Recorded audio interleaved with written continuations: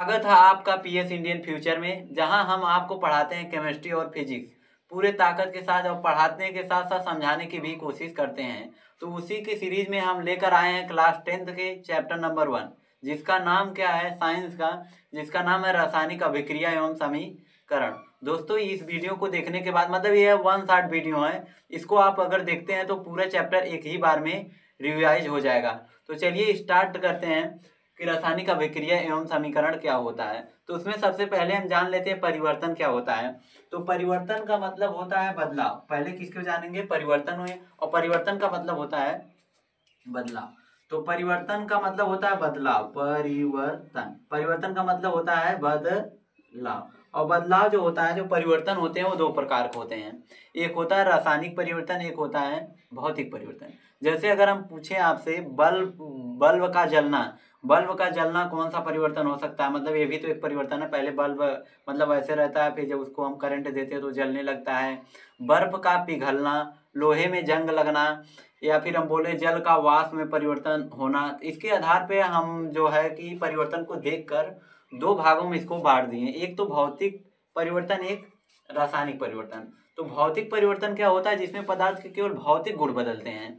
भौतिक गुण का बदलने का मतलब है जैसे कि उसकी अवस्था बदल जाए। अवस्था में जैसे पानी है, तो पानी को अगर हम गर्म करेंगे तो वो वाष्प में परिवर्तित हो जाएगा। तो यहाँ कौन केवल अवस्था में बदला, मतलब वो क्या था? पानी जल था, और जल मतलब द्रव था, और फिर वो वाष्प में परिवर्तित हो गया, इसका मतलब गैस में। तो यहाँ पर केवल भौतिक अवस्था बदली है, इसलिए यहाँ पर भौतिक परिवर्तन होगा। लेकिन जैसे देखिए, अगर क्या है हमारे पास, मतलब लोहा है, लोहे में जंग लगना एक रासायनिक परिवर्तन है। क्यों? क्योंकि अगर आप लोहे से जंग बन गया, तो लोहे में जंग लग गई, तो अब जंग से आप लोहे को नहीं बना सकते हैं। यहाँ पर रासायनिक अभिक्रिया हो गई। कैसे? देखिए, जैसे लोहा होता है, लोहा का जो प्रतीक होता है Fe होता है, और जब ऑक्सीजन और नम की उपस्थिति में आती है, मतलब ऑक्सीजन की, तो अभिक्रिया करके क्या बना लेती है? फेरक ऑक्साइड, जिसको मतलब सूत्र होता है FeO3। तो फेरक ऑक्साइड बना लेता है। तो यहाँ पर आप देखेंगे, जब 2 पदार्थ मिलकर एक नया पदार्थ, नए गुण वाले पदार्थ को बनाता है, तो उसे बोला जाता है कौन सा परिवर्तन? रासायनिक परिवर्तन। अब आप फेरक ऑक्साइड से लोहा को, ऑक्सीजन को नहीं बना सकते हैं। लेकिन पहले वाले परिवर्तन में जैसे देखिए क्या था? पानी था, और पानी को हम किस में बदले थे? पानी को वाष्प में बदले थे। अब लेकिन हम वाष्प को पानी में भी बदल सकते हैं। आपको पता होगा, वाष्प को हम ठंडा करके फिर से पानी में बदला जा सकता है। अच्छा, इसको इस प्रकार समझ सकते हैं, जैसे देखिए हमारे पास क्या है, समझ लेते हैं क्या है? कंटेनर है, जहां पर अगर इसमें क्या भरा है? पानी। और पानी के नीचे हम आग लगा दिए हैं, और ऊपर क्या रखा है? प्लेट। और प्लेट रखा है, तो जाहिर सी बात, अगर इसको गर्म करेंगे तो ये वाष्प बन के जाएगा। तो ये देखिए, द्रव किस में बदल गया? गैस में। और गैस जैसे ही प्लेट के संपर्क में आता है, और प्लेट क्या होती है? ठंडी होती है, जिससे वो क्या होता है? फिर से जो वाष्प बन के जाता है, प्लेट पर चिपक के कैसा हो जाता है? द्रव की अवस्था में आ जाता है। तो इसका मतलब यहाँ पर हम कौन सा यहाँ पर देखिए, जब पानी से वाष्प और वाष्प को पानी में बदल सकते हैं, तो यह कौन सा परिवर्तन हुआ? भौतिक परिवर्तन। तो भौतिक परिवर्तन मतलब जिसको हम आगे पीछे दोनों चला सकते हैं।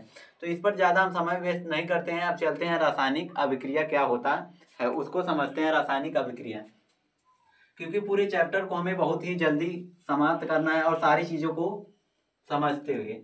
तो हम पहले अब समझते हैं क्या होती है रासायनिक अभिक्रिया। क्या? रासायनिक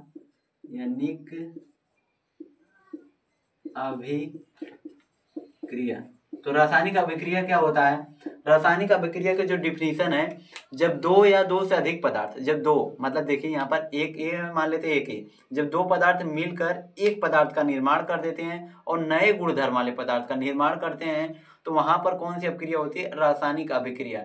रासायनिक अभिक्रिया। अच्छा, इसका मतलब है जो रासायनिक परिवर्तन हो एक प्रकार का रासायनिक अभिक्रिया है। एक प्रकार का नहीं, जो रासायनिक अभिक्रिया होती है वो रासायनिक परिवर्तन जो होता है, रासायनिक अभिक्रिया ही होती है। तो हम कह सकते हैं रासायनिक परिवर्तन को हम रासायनिक अभिक्रिया कहते हैं। तो इसका उदाहरण क्या हो गया? रासायनिक अभिक्रिया में जब 2 पदार्थ मिलकर एक पदार्थ का निर्माण करते हैं, या एक से अधिक नए गुणधर्म वाले पदार्थ का निर्माण करते हैं, तो उसे क्या बोला जाता है? रासायनिक अभिक्रिया। जैसे अगर हम बात करें, यहाँ पर देखिए एग्जाम्पल की बात करें, एग्जाम्पल का मतलब उदाहरण नंबर 1 की बात करें, तो ये क्या है? मैग्नीशियम है। मैग्नीशियम एक धातु है। जब इसको हम ऑक्सीजन के साथ अभिक्रिया कराते हैं, तो क्या होता है? ऑक्सीजन के साथ जलाते हैं, तो क्या बनता है? Magnesium oxide. क्या बनता है? Magnesium oxide. अच्छा, मैग्नीशियम क्या है? धातु है, तो धातु को किससे दिखाया जाता है? धातु सामान्यतः क्या होती है? सॉलिड होती है, मतलब ठोस होती हैं, और ठोस को हम दिखाते हैं यस से। और ये क्या है? ऑक्सीजन, ऑक्सीजन गैस होती है, इसको दिखाते हैं जी से। और मैग्नीशियम ऑक्साइड एक प्रकार का क्या होता है? सॉलिड होता है, इसीलिए हमको दिखाएंगे यस से। तो यहाँ पर जो रासायनिक अभिक्रिया हुई, देखिए इसमें मैग्नीशियम और ऑक्सीजन मिलकर मैग्नीशियम ऑक्साइड बनाया है। और जब दो पदार्थ मिलकर एक नया पदार्थ बनाते हैं, वहां पर क्या होता है? रासायनिक अभिक्रिया। अब हम मैग्नीशियम और ऑक्सीजन मिला के मैग्नीशियम ऑक्साइड बना लिए, लेकिन अब मैग्नीशियम ऑक्साइड से आप ऑक्सीजन और मैग्नीशियम को नहीं बना सकते हैं, क्योंकि यह एक रासायनिक अभिक्रिया है, और रासायनिक अभिक्रिया केवल आगे चलती है, आगे से पीछे नहीं चलती है। तो जैसे इसका कुछ एग्जाम्पल और ले सकते हैं, जैसे क्या है? Calcium oxide. सेकेंड एग्जाम्पल है कैल्शियम ऑक्साइड है। जब इसको हम किससे? जल से अपक्रिया कराते हैं। ये क्या है? शुष्क चूना। शुष्क चूना मतलब ये है बुझा हुआ। शुष्क चूना का मतलब वो जो सूखा हुआ चूना होता है। जब उसे जल से अपक्रिया कराया जाता है तो एक खाने वाला चूना हो जाता है। इसका मतलब कौन सा चूना?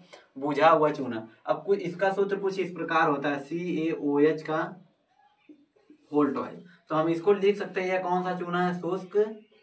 शुष्क चूना। शुष्क चूना। ये शुष्क चूना का सूत्र अगर आपको पूछा जाए तो आप इसको बता दीजिए, CaO। शुष्क चूना का सूत्र ये क्या है? ये क्या है? क्या है? क्या है? क्या है? बुझा हुआ चूना। ये शुष्क चूना एक बुझा हुआ चूना है। तो आप देख सकते हैं कैल्शियम ऑक्साइड और जल मिलकर का कैल्शियम हाइड्रोक्साइड एक नया पदार्थ बनाता है। तो यहाँ पर भी कौन सी अपक्रिया? रासायनिक अपक्रिया, क्योंकि दो पदार्थ मिलकर एक पदार्थ नए गुणधर्म वाले पदार्थ का निर्माण करते हैं।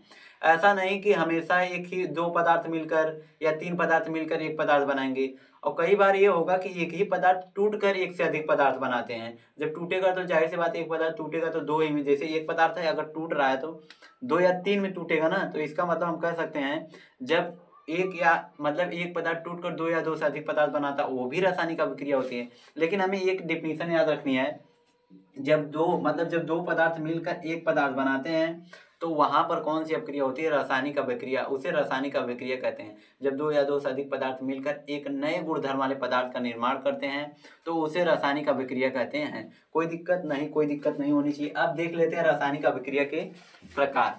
तो रासायनिक अभिक्रिया के प्रकार देखो, सही आ रहा है वीडियो? रासायनिक अभिक्रिया के प्रकार। तो रासायनिक अभिक्रिया के प्रकार में अब हम देखते हैं रासायनिक अभिक्रिया। सही है? रासायनिक अभिक्रिया के प्रकार, टाइप्स ऑफ केमिकल रिएक्शन। रासायनिक अभिक्रिया के प्रकार देखते हैं। तो रासायनिक अभिक्रिया में कोई दिक्कत नहीं ना। रासायनिक अभिक्रिया के प्रकार में पहला जो प्रकार होता है, पहले उसको लिख देते हैं कौन कौन प्रकार होता है। पहला होता है कौन सा प्रकार? संयोजन अभिक्रिया। कौन सी अभिक्रिया? संयोजन अभिक्रिया। एक हो गया संयोजन अभिक्रिया। एक होता है वियोजन अभिक्रिया। वियोजन अभिक्रिया एक होता है। तीसरा क्या होता है? प्रतिस्थापन अभिक्रिया। तीसरा क्या होता है? प्रतिस्थापन अभिक्रिया। और चौथा क्या होता है?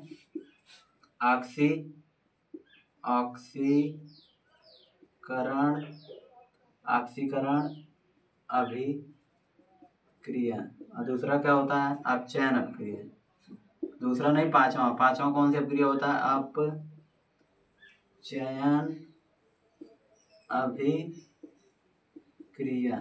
अभिक्रिया। छठवां देखो आ रहा है ना। छठवां क्या होता है? छठवां होता है ऊष्माक्षेपी अभिक्रिया। ये हो गई ऊष्माक्षेपी। और सातवां होता है क्या? ऊष्माशोषी अभिक्रिया। तो ये है, हमें इनके बारे में पढ़ना है। तो इसमें से सभी इंपॉर्टेंट नहीं है, लेकिन कुछ ऐसी अभिक्रियाएं जो बहुत इंपॉर्टेंट है। जैसे क्या करें? वियोजन अभिक्रिया, प्रतिस्थापन अभिक्रिया, ऑक्सीकरण और अपचयन अभिक्रिया, ये बहुत ही इंपॉर्टेंट अभिक्रिया हैं।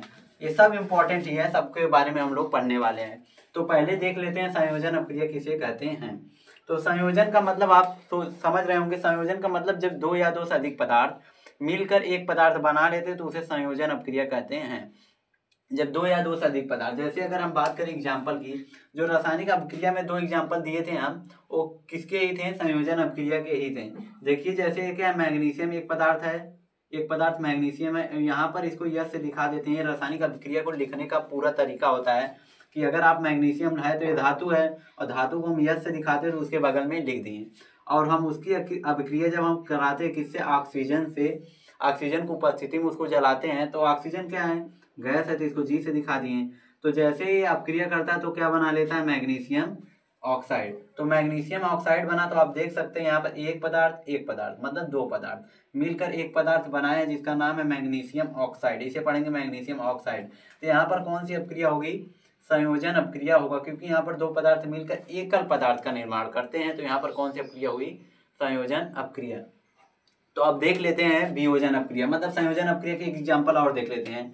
ये तो पहला एग्जाम्पल था, और दूसरा एग्जाम्पल देखिए संयोजन अपक्रिया का। जैसे अभी को हम बता के आए संयोजन अपक्रिया में, अच्छा देखिए यहाँ पर Fe क्या था, लोहा, O2 क्या है, ऑक्सीजन, और लोहा तो मतलब यस से, O2 है तो मतलब जी से, क्योंकि गैस होता है। अब क्रिया करके क्या बनाएगा, Fe2O3। तो यह हम रासायनिक अभिक्रिया मतलब रासायनिक परिवर्तन में भी इसका एग्जाम्पल दिए थे, यही तो बताए थे, रासायनिक परिवर्तन को हम रासायनिक अभिक्रिया कह सकते हैं। तो यहाँ पर भी आप देख सकते हैं दो पदार्थ मिलकर एकल पदार्थ का निर्माण, एकल मतलब एक पदार्थ का निर्माण किए हैं।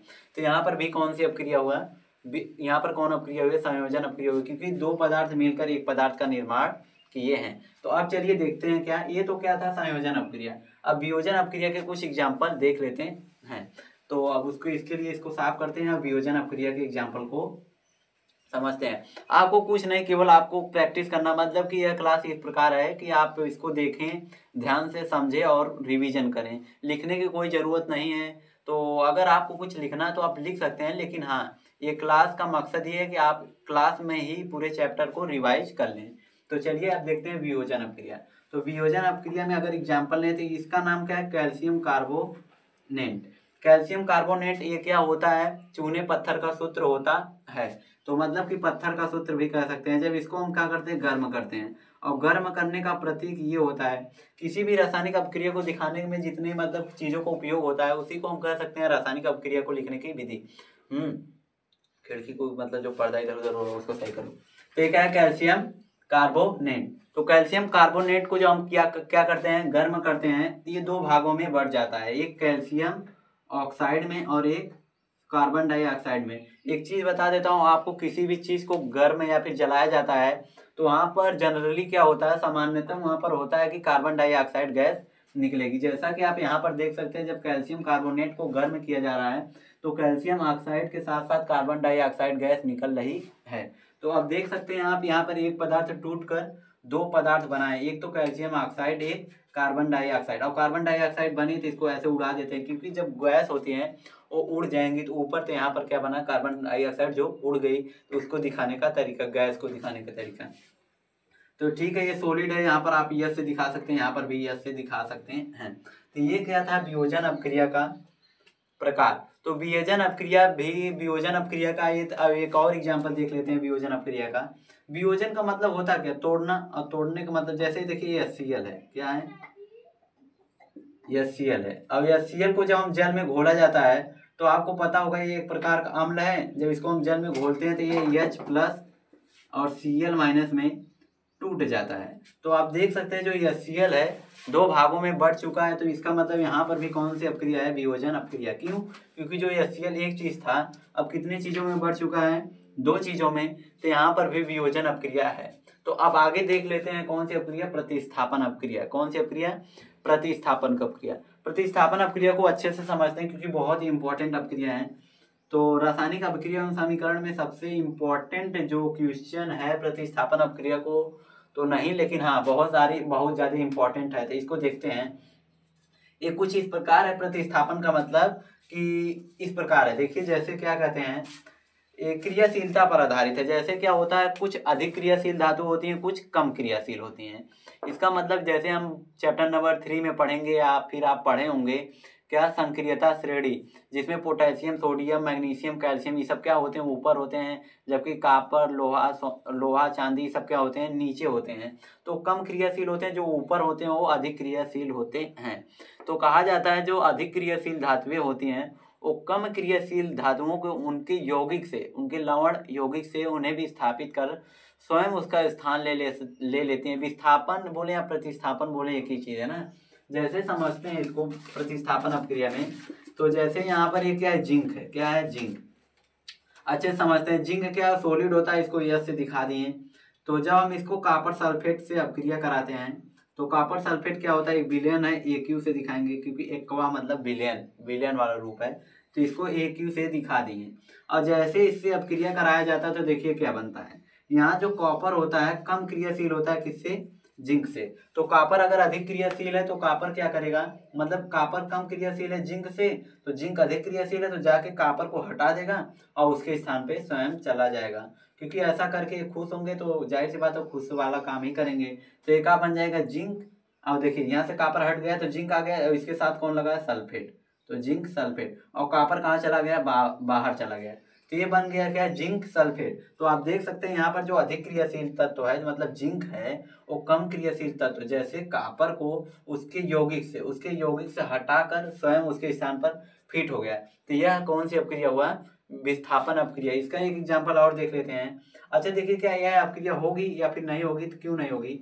जैसे कॉपर की अपक्रिया अगर हम कराएंगे जिंक सल्फेट से, तो अगर ऐसा आ गया, क्योंकि ऐसा कई बार आया है, तो इस अपक्रिया को पूर्ण कीजिए, या फिर बोले इस अपक्रिया को क्या कहते हैं, या फिर बोले कि यह अपक्रिया को, हाँ अपक्रिया को पूर्ण कीजिए। तो बताइए यह अपक्रिया होगी या नहीं होगी। तो यह अपक्रिया नहीं होगी, ऐसा क्यों होगा, देखिए क्योंकि देखिए ये जो कॉपर होता है कम क्रियाशील होता है जिंक से, तो कम क्रियाशील होने के कारण जिंक से इसको हटा नहीं सकता है। लेकिन अगर यही जिंक यहाँ पर होता, कॉपर यहाँ पर होता, तो जिंक अधिक क्रियाशील है। जैसे इस कंडीशन में देखिए जिंक क्या अधिक क्रियाशील है कॉपर से, तो इसको इसके विलयन से हटाकर मतलब उसके लवण विलयन से हटाकर स्वयं उसके स्थान पर लग गया। लेकिन जो कॉपर है कम क्रियाशील है जिंक से, तो इसका मतलब जो कॉपर है ये हटा नहीं पाएगा जिंक से। तो यहाँ पर हम लिखेंगे अपक्रिया नहीं होगा, या फिर लिख दे छोटा से नो रिएक्शन, नो रिएक्शन। इसलिए रिएक्शन नहीं, रिएक्शन मतलब अपक्रिया नहीं होगा, इसलिए नहीं होगा क्योंकि यहाँ पर ये क्या है, कम क्रियाशील है या अधिक क्रियाशील है। तो कम क्रियाशील होने के कारण ये इसको हटा नहीं पाएगा, इसका मतलब यहाँ पर अपक्रिया पॉसिबल नहीं है। अब चलिए देखते हैं क्या, ऑक्सीकरण अपक्रिया। ऑक्सीकरण अपक्रिया जिसमें ऑक्सीजन का योग होता है उसे ऑक्सीकरण कहते हैं, और या फिर बोले इलेक्ट्रॉन में कमी होती है, तो इसको भी अच्छे से समझते हैं। ऑक्सीकरण अपक्रिया किसे कहते हैं। तो ऑक्सीकरण अपक्रिया देख लेते हैं। ऑक्सीकरण अपक्रिया कौन है, चौथी। तो अब देख लेते हैं यहाँ पर चौथी अपक्रिया का उदाहरण क्या होगा, कैसे समझते हैं। ऑक्सीकरण का मतलब होता है ऑक्सीजन का योग और हाइड्रोजन का वियोग। ऑक्सीजन का योग मतलब ऐसी अपक्रिया जहां पर ऑक्सीजन बढ़ रहा है, ऑक्सीजन का योग हो रहा है, जुड़ रहा है ऑक्सीजन। जैसे यहाँ पर कोई पदार्थ है तो वो ये मान लेते हैं ऑक्सीजन, ऑक्सीजन आके इसमें जुड़ रहा है, तो यहाँ पर कौन सी अपक्रिया हुआ, वियोजन अपक्रिया। कौन सी कौन सी अपक्रिया, ऑक्सीकरण अपक्रिया। इसका एग्जाम्पल ले लेते हैं। जैसे इसका एग्जाम्पल हम कई बार कर चुके हैं, लेकिन इसका एक एग्जाम्पल अलग लेंगे। जैसे ये क्या है, मैग्नीशियम है, और मैग्नीशियम क्या होता है, सॉलिड होता है, ऐसे दिखा दिए। ये ऑक्सीजन से अपक्रिया कराया जाएगा तो क्या बनेगा, एक गैस है तो जी से दिखा सकते हैं, तो क्या बनेगा, मैग्नीशियम ऑक्साइड। यहाँ पर जो मैग्नीशियम ऑक्साइड बन रहा है, तो आप देख सकते रहे हैं यहाँ पर ऑक्सीजन का योग हुआ है। तो जब कहीं पर भी ऑक्सीजन का योग होता है वहां पर कौन सी अपक्रिया होती है, वहां पर कौन सी अपक्रिया होती है, ऑक्सीकरण अपक्रिया होती है। तो ये हुआ कहाँ, ऑक्सीकरण अपक्रिया। इसका एक एग्जाम्पल और देख लेते हैं।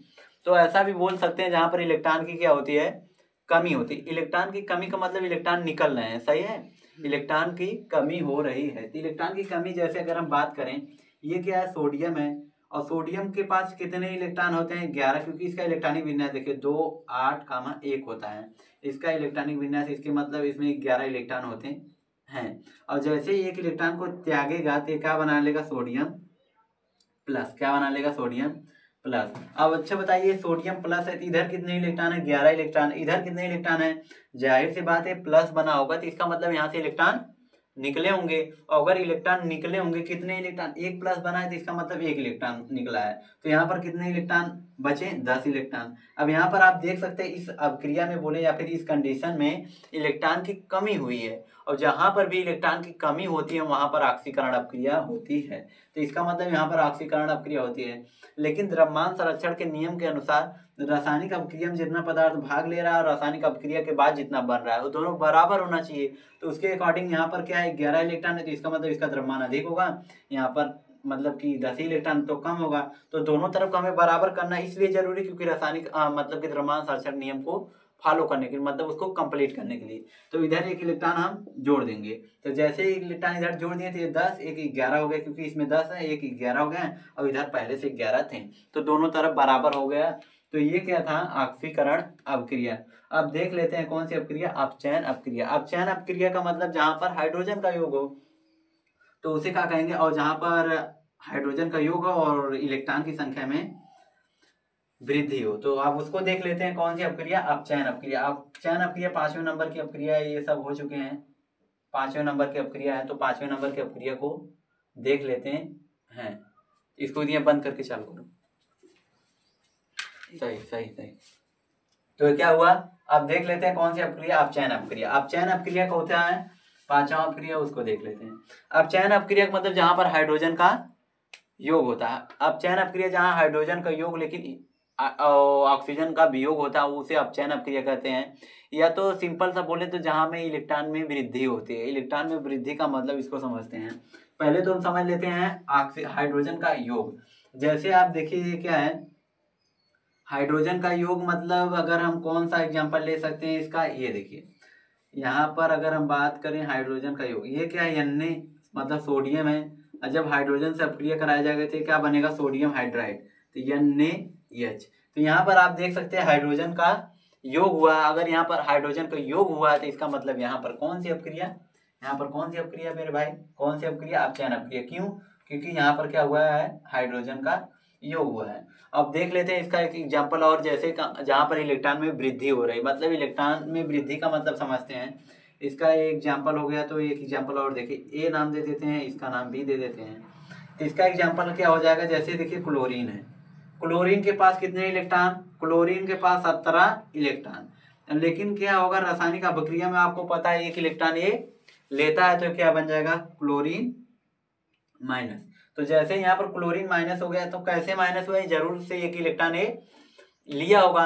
और जब एक इलेक्ट्रॉन ये लिया है तो इसका मतलब एक इलेक्ट्रॉन लिया तो यहाँ पर कितने हो गए, पहले 17 था, एक इलेक्ट्रॉन लिया तो कितना हो गया, 18 इलेक्ट्रॉन हो गया। तो क्या अब इसको दोनों तरफ बराबर करने के लिए एक इलेक्ट्रॉन जोड़े, नहीं, क्योंकि इधर पहले से 18 है, एक इलेक्ट्रॉन जोड़ देंगे तो 19 हो जाएगा। तो यहाँ पर क्या करेंगे, एक इलेक्ट्रॉन को घटाएंगे, तो यहाँ पर जो प्लस था उसके जगह पर लिखेंगे माइनस। अब देखिए जैसे एक इलेक्ट्रॉन घटा दिए तो 18 में से एक इलेक्ट्रॉन चला गया तो 17, अब इधर भी 17 हो गया। तो यहाँ पर कौन सी अपक्रिया है, अपचयन अपक्रिया। क्यों, क्योंकि अपचयन अपक्रिया किसे कहते हैं, जहां पर इलेक्ट्रॉन में वृद्धि होती है। तो आप देख सकते हैं यहाँ पर 17 था, तो इधर आने पर एक इलेक्ट्रॉन में 18 हो गया, इसका मतलब यहाँ पर वृद्धि हुआ है। और जहां पर भी इलेक्ट्रॉन में वृद्धि होती है या फिर हाइड्रोजन का योग होता है उसे क्या बोला जाता है, अपचयन अपक्रिया बोला जाता है। अब देख लेते हैं ऊष्माक्षेपी तथा ऊष्माशोषी अपक्रिया। तो चलिए देखते हैं ऊष्माक्षेपी और ऊष्माशोषी अपक्रिया किसे कहते हैं। तो ऊष्माक्षेपी क्या है, ऊष्माक्षेपी का मतलब जहां से ऊष्मा निकलती है। जैसे अगर हम बात करें तो छींकते समय हमें ऊष्मा नहीं तो कुछ ना कुछ तो एनर्जी निकलती है। लेकिन क्या होता है, कुछ ऐसी अपक्रिया होती है जहां पर हमें ऊष्मा देनी पड़ती है। जैसे अगर हम बात करें तो आप अगर ले लें, बात करें तो जैसे निरमा मतलब सौंफ होता है, जो उसको हम ले लें और उसको मुट्ठे में ले लें, मतलब मुट्ठे मतलब इसमें ले लें, अगर पानी में डिप करें तो आप देखेंगे उस क्या हो जाएगा, गर्म फील होता है। ऐसा इसलिए होता है क्योंकि वहां पर क्या होता है, वो जब उसको हम पानी में डालते हैं तो वो रासायनिक अभिक्रिया होती है, वहां पर ऊष्मा निकलती है जो कि हमारे शरीर में जाती है, मतलब हमारे हाथ में जाने लगती है, जिससे हमें एहसास होता है कि यहाँ पर ऊष्मा निकल रही है। और जहां पर भी ऊष्मा निकलती है वहां पर ऊष्माक्षेपी अपक्रिया होती है। और कुछ ऐसी अपक्रिया होती है जिसको हमें उस मतलब देने मतलब ऊष्मा उसको कराने के लिए, उस रासायनिक अभिक्रिया को कराने के लिए हमें ऊष्मा बाहर से देनी पड़ती है। तो वहां पर क्या होता है, ऊष्माशोषी अपक्रिया। जैसे इसका एग्जाम्पल हम बात करें तो जैसे ग्लूकोन डी है, ग्लूकोन डी को अगर आप अपने हाथ पे ले लिए तो उसको अगर उस पर पानी डालेंगे तो आप देखेंगे हमारा हाथ ठंडा हो जाएगा। तो इसका मतलब वहां से हाथ ठंडा क्यों हुआ या फिर हाथ गर्म क्यों हुआ था निरमा के कंडीशन में, और जबकि ग्लूकोज को पानी में डालते हैं तो क्या हो जाता है, मतलब कि हाथ में लेकर पानी में डालते हैं तो ठंडा हो जाता है। इसका मतलब यह है कि हमें ठंडा कब लगेगा, जब हमें हमारे शरीर से उष्मा निकल रही तो हमें ठंडा होगा, जब हमारे शरीर में उष्मा जा रही तो हमें गर्म फील होगा। तो इसका मतलब जब ग्लूकोन डी को लिए थे तो वहां पर हमें उसको कराने के लिए जब उसको पानी डाला है तो वहां पर जो रासायनिक अभिक्रिया हो रही थी उसको होने के लिए उष्मा की जरूरत थी, जो कि हमारे हाथ से लिया, और हाथ से लिया तो हमारे हाथ की हमारे जो कि मतलब बोलें कि उष्मा, जो उष्मा में कमी आ रही थी, इसका मतलब हमें ठंडा फील हो रहा था। जबकि क्या हो रहा था कि जब हम निरमा को डाले तो वहाँ उष्मा निकल रही थी, इसका मतलब हमारे हाथ में जा रही थी तो हमें गर्म फील हो रहा था। तो मतलब निरमा वाले कंडीशन में उष्मा छेपी हो गया, और जबकि ग्लूकोन डी या फिर बोले ग्लूकोज जिसके कहते हैं उस कंडीशन में उष्मा शोषी अपक्रिया हो गई। तब इसको एग्जाम्पल के मदद समझते हैं, उष्मा छेपी अपक्रिया किसे कहते हैं। उष्मा छेपी जिसमें उष्मा निकलती है, जैसे ग्रेफाइट हो गया, ग्रेफाइट को जब कार्बन की उपस्थिति में जलाया जाता है तो यहाँ पर उष्मा निकलती है। तो यहाँ पर जब उष्मा निकलती है तो इसको हम लिख सकते हैं, यहाँ क्या बनेगा, कार्बन डाइऑक्साइड प्लस उष्मा, उष्मा। अच्छा, उष्मा निकल रही है तभी तो इधर उष्मा जोड़े हैं, इधर उष्मा निकल रही थी। इसका मतलब क्या हुआ, जब ग्रेफाइट को, ग्रेफाइट मतलब ये कार्बन है, क्या है, कार्बन, और ग्रेफाइट जो होता है, ग्रेफाइट और कार्बन का क्या होता है, अपरूप होता है। तो ग्रेफाइट को भी सी से दिखाया जाता है, हीरो को भी सी से दिखाया जाता है, फुलेरिन को भी सी से दिखाया जाता है, क्योंकि तीनों क्या होते हैं, एक दूसरे के अपरूप होते हैं। अपरूप का मतलब क्या होता है, जो कार्बन होता है तीन रूप में पाया जाता है, एक तो ग्रेफाइट में, एक तो हीरा में, एक फुलेरिन में। उसी प्रकार ग्रेफाइट जो है कि क्या है, एक प्रकार का कार्बन ही है। इसका भी जो परमाणु क्रमांक होता है 6 होता है, इसमें भी 6 इलेक्ट्रॉन होते हैं, मतलब सेम उसी प्रकार होता है। ये भी एक प्रकार का कार्बन है। जब ऑक्सीजन को उपस्थिति में जलाया जाता है तो कार्बन डाइऑक्साइड और उष्मा बनती है। आपको पहले ही बता के आ चुके हैं, जब किसी भी चीज को जलाया जाता है तो वहां पर क्या बनता है, कार्बन डाइऑक्साइड। जैसा कि आप यहाँ पर भी देख सकते हैं, कार्बन डाइऑक्साइड बन रही है और प्लस उष्मा भी, और कोई चीज जलेगा तो उष्मा भी मिलेगी। और अगर उष्मा निकल रही थी, यहाँ पर कौन सी क्रिया हुई, उष्मा छेपी क्रिया हुई। अब देख लेते हैं उष्मा शोषी अपक्रिया। उष्मा शोषी अपक्रिया किसे कहते हैं, जिसमें उष्मा की जरूरत है, मतलब जिसमें जो उष्मा को सोखती हो उसे क्या कहते हैं, उष्मा शोषी। अब इसका उदाहरण देख लेते हैं। उसका उदाहरण क्या है, जब नाइट्रोजन को, तो इसका उदाहरण सोचते हैं उष्मा शोषी। उष्मा शोषी मतलब जिसमें जिस रासायनिक अपक्रिया को कराने के लिए हमें उष्मा देनी पड़ती है। जैसे अगर हम बात करें यही ये वाला, मतलब कि यहाँ पर जैसे है कैल्शियम कार्बोनेट, तो यहाँ पर क्या हुआ था, इस अपक्रिया को कराने के लिए हमें उष्मा देनी पड़ी थी। तो उष्मा का मतलब डेल्टा को डेल्टा से दिखाया जाता है। यहाँ पर उष्मा दे रहे हैं तब हमें क्या बन रहा है, कैल्शियम ऑक्साइड बन रहा है प्लस कार्बन डाइऑक्साइड। तो यहाँ पर कौन सी अपक्रिया हो सकती है, यहाँ पर उष्मा शोषी अपक्रिया है। ये उष्मा शोषी क्यों है, क्योंकि इस अपक्रिया को कराने के लिए हमें उष्मा बाहर से देनी पड़ रही है। इसका मतलब ये कौन सी अपक्रिया हुआ, उष्मा शोषी अपक्रिया हुआ। तो ये कहा था जो भी जितनी अपक्रिया थी, संयोजन अपक्रिया, वियोजन अपक्रिया, प्रतिस्थापन अपक्रिया, ऑक्सीकरण अपक्रिया, अपचयन अपक्रिया, उष्मा छेपी, उष्मा शोषी, इसका क्या था 60 में रिवीजन था। मतलब पूरी तरह से समझाएं, केवल डिफिनीशन नहीं बोले हैं, मतलब नहीं लिखवाए हैं। तो अब चलिए आगे देख लेते हैं इसके दो इंपॉर्टेंट टॉपिक, जिसका नाम क्या है, दो इंपॉर्टेंट टॉपिक जिसको हम कहते हैं संक्षारक और विकृत गंधिका। तो उसके बाद इस चैप्टर में कुछ ज्यादा इंपॉर्टेंट नहीं बचेगा। इसका मतलब ये है चैप्टर को आप 90% तक रिवीजन कर चुके हैं। तो पहले उस दोनों को हम समझते हैं क्या होता है, क्योंकि वो बहुत ही इंपॉर्टेंट टॉपिक है। कौन, बोर्ड एग्जाम में बार बार आते हैं, और थोड़ा समझने वाली भी बात है कि संक्षारण और उष्मा विकृत गंधिका किसे कहते हैं और क्या। अब दो इंपॉर्टेंट टॉपिक के बारे में और पढ़ लेते हैं, जिसका नाम है संक्षारण और विकृत गंधिका। तो पहले संक्षारण के बारे में लिखते हैं, फिर उसके बारे में समझते हैं। संक्षारण क्या होता है, धातुओं को जब वायु और नमी की उपस्थिति में लाया जाता है या फिर आती हैं तो धीरे धीरे वो क्या होता है, लगती है, नष्ट होने लगती है। इसी प्रक्रिया को बोला जाता है संक्षारण, या बोले उनका क्षरण होने लगता है। जैसे लोहे में जंग लगना, जो है लोहे में जंग लगना एक क्या है, संक्षारण की प्रक्रिया। क्योंकि लोहे में जंग लग रहा है तो जिसे हम कह सकते हैं मूर्छा, तो क्या होगा, धीरे पहले फिर एक बार छोड़ देगा, फिर से लगेगा, फिर छोड़ेगा। तो ऐसा करते कई बार होगा जब तक वो पूरी तरह से नष्ट ना हो जाए। तो वो क्या हो जाता है, नष्ट हो जाता है। लोहा एक प्रकार की धातु है। तो धातुओं में यह प्रक्रिया क्या कहलाती है, संक्षारण कहलाती है। ऐसा नहीं केवल धातुओं में होता है, लेकिन जो जंग है केवल धातु में ही लगता है, मतलब धातु में नहीं, केवल लोहे में ही लगता है। जैसे चांदी का काला होना भी संक्षारण का उदाहरण है, और लोहे मतलब कापर का पीला होना भी क्या है, संक्षारण का उदाहरण है। तो इसमें पहला उदाहरण लिख सकता हूँ क्या, लोहे में जंग लगना। लोहे में जंग लगना, लोहे में जंग लगना कौन सी अपक्रिया है, या फिर बोले कौन सा प्रक्रिया है, संक्षारण। और दूसरा क्या हो सकता है, चांदी का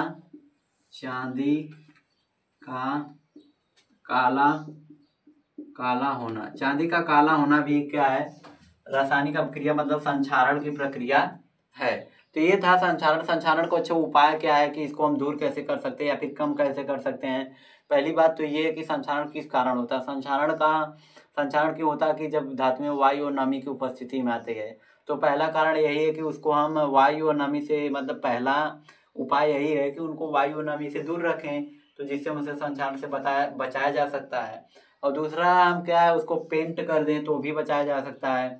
तीसरा, उसको ग्रीस लगाकर, तेल लगाकर लगा दें तो भी उसको हम संक्षारण से बचा सकते हैं। अनेक प्रकार की प्रक्रियाएं होती हैं जिससे हम संक्षारण की प्रक्रिया को स्लो कर सकते हैं या फिर कम कर सकते हैं। अब देख लेते हैं विकृत गंधि मतलब होता है क्या, जब तेल और वसा से बने पदार्थ को वायु और नमी की उपस्थिति में लाया जाता है तो उसमें एक विशेष प्रकार की गंध उत्पन्न होने लगती है, जिसे हम क्या कहते हैं, विकृत गंधिका। विकृत गंधिका का उदाहरण जैसे सब्जी का कुछ खट्टा होना एक विकृत गंधिका का उदाहरण है, और उसमें विशेष प्रकार की महक भी उत्पन्न होने लगती है। ऐसा क्यों होता है, क्योंकि वो ऑक्सीजन की उपस्थिति में आते हैं तो ऑक्सीकृत होने लगते हैं, जिसके कारण ये क्या होता है, जिसके कारण इसमें विशेष प्रकार की गंध उत्पन्न हो जाती है, जैसे सब्जी खट्टा हो जाती है। तो अच्छा, हम ऑक्सीकरण में यह भी उदाहरण लिख सकते हैं विकृत गंधिका, क्योंकि विकृत गंधिका में क्या होता है, ऑक्सीकरण ही होता है, जिसके कारण इसमें विशेष प्रकार का गंध उत्पन्न होता है। तो सब्जी का खट्टा होना किसके कारण, विकृत गंधिका के कारण। तो ये था का पूरे चैप्टर के बारे में दोस्तों, 60 रिवीजन था कह सकते हैं। तो अगर वीडियो पसंद आया तो प्लीज़ वीडियो को लाइक करिएगा और चैनल को सब्सक्राइब करिएगा, क्योंकि पूरे वीडियो को बनाने में काफ़ी मेहनत लगी है। तो पूरा वीडियो देखने के लिए आपका धन्यवाद।